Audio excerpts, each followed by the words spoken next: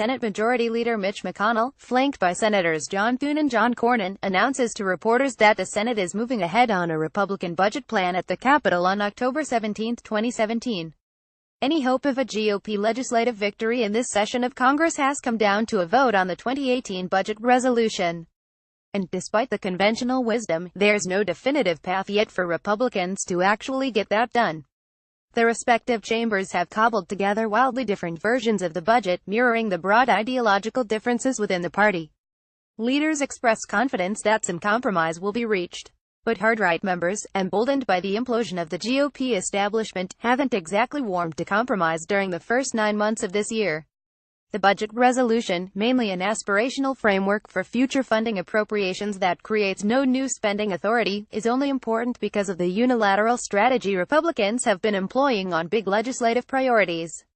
Through the budget reconciliation process, Republicans can advance a bill while avoiding the Senate filibuster, and so need to win only 50 votes plus a Mike Pence tiebreaker. The only way to create a reconciliation bill, however, is by authorizing it and setting its parameters in the budget resolution. That means that the Trump tax overhaul, which Democrats have strongly rejected as a giveaway to the rich, cannot pass without first passing a budget resolution. Republicans also cannot take another stab at repealing the Affordable Care Act without a budget resolution. All of the GOP's plans for total domination of Washington, which have been mostly stuck in molasses so far, rely on that budget resolution, enabling them to move on to the reconciliation process, getting through. The House passed its budget bill earlier this month, and despite a few hiccups, the Senate followed this week. But media reports assuming that this creates a glide path to a tax or healthcare showdown are neglecting how dissimilar the House and Senate bills actually are. The big difference involves the federal budget deficit. The House budget resolution envisions a deficit-neutral tax reform, with savings coming at the expense of spending programs. It purports to balance the budget in 10 years, in part through $203 billion in direct spending cuts. While many of the other elements of the House budget bill can be ignored, it assumes the doomed American Health Care Act passes, and separately transforms Medicare into a coupon program for the purchase of private insurance. The $203 billion is in the reconciliation instructions, and therefore mandatory if you want to pass a reconciliation bill. The Senate reconciliation instructions have no mandated spending cuts.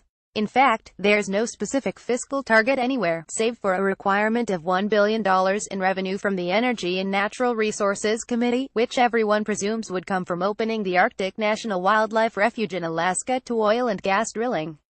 Plus, the Senate makes room for $1.5 trillion in deficits to come from the Republicans' proposed tax cuts. That's probably an absurdly low number given Republican aims. They're likely to use bogus statistical rationales like dynamic scoring to show that economic growth will wipe out revenue losses. But on the other side of the rotunda, House Republicans don't want to concede that the cuts will create any deficits at all, and they desperately want to impose those automatic spending cuts. The dirty secret is that budget writers in both chambers know about this impasse, and haven't figured out a fix yet. In addition to the core reconciliation issue, the budgets differ on treatment of Medicare and Medicaid, levels of military spending, and what parts of the budget specifically would contribute to deficit reduction. In other words, virtually everything that moderates and conservatives, military hawks and fiscal scolds, entitlement destroyers and those wary of crossing their base of senior citizens, have been arguing about within the GOP for years has to be worked out in a single bill. Hardline conservatives in the House see the budget bill as their chance to force spending cuts that have previously been beyond their reach. If we continue to spend more than what we bring in year after year, it doesn't matter how much tax reform we do, Representative Diane Black, chair of the House Budget Committee, told Politico. Some could be willing to throw the spending cuts overboard to tee up tax cuts, but that hasn't traditionally been the style of Republican hardliners. President Trump is squarely allied with the Senate on this. He's obviously bought the line from his new best friend Mitch McConnell that whatever the Senate can pass is the only viable outcome. Trump actually called House Republicans to tell them to just pass the Senate bill outright, skipping the traditional conference committee where differences between the two chambers' bills can be reconciled. That didn't sit well with House conservatives, especially since Speaker Paul Ryan has already indicated that they'll go to conference. The Senate bill also may restrict what Republicans could do on healthcare, which conservative groups find intolerable. At some level, Republicans know that the budget means nothing, except as a vehicle to get to a tax overhaul. But House Freedom Caucus members have not typically abandoned their leverage for the sake of comedy. As it is, the House budget resolution, the one with the $203 billion in cuts, only passed with 219 votes, just two more than needed. 19 Republicans even found that package not conservative enough. So it wouldn't take many Republicans flipping to sink the conference bill. One of the House budget supporters, longtime Ways and Means Committee member Pat Tiberi, abruptly resigned from the House on Thursday to lead a business group in his home state of Ohio. Tiberi didn't set a resignation date, but said he would be gone by January 31, 2018. What's interesting is that Tiberi would leave now. Ways and Means is the main tax writing committee, and Congress doesn't get an opportunity to radically alter the tax code every year.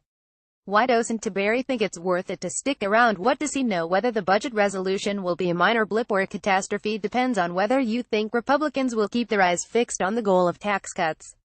Normally that's a safe bet, but it's not at all clear House hardliners will adhere to that. They may see spending cuts, or just reaffirming their institutional dominance by getting their way, as more important. We've seen enough of this Congress to know better than to expect solid decision-making and functional governance. Observers are discounting this possibility, but it's entirely likely that no deal gets made, and that everything Republicans worked for in multiple elections could collapse. Update: the budget bill that passed the Senate last night included an amendment that House GOP leaders claim enables them to avoid a conference committee and put the Senate's version on the floor for a vote, perhaps as soon as next week. But that amendment mainly allows for increased military spending, while rejecting the $203 billion in domestic spending cuts and deficit neutrality in the reconciliation bill. House leaders obviously believe the promise of tax cuts is enough to get hardline members to go along. We'll see how that theory makes contact with reality.